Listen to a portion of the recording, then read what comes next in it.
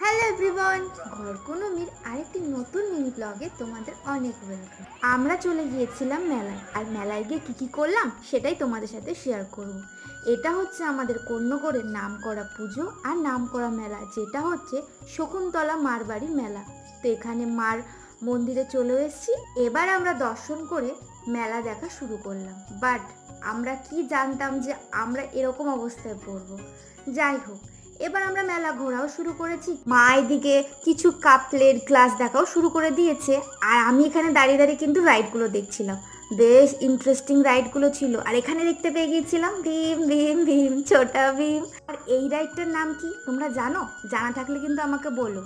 তারপরে খাওয়া দাওয়ার পোর্শনে চলে এসেছিলাম। প্ল্যানিং করে এসেছিলাম অনেক কিছু খাবো, বাট হাফ প্লেট মোমো আর একটা ঘুগনি, আর এদিকে দাদামণি রোল নিয়ে নিয়েছিল। তারপরে লিটারেলি দৌড়ে দৌড়ে কাক ভেজা হয়ে বাড়ি আসতে হলো।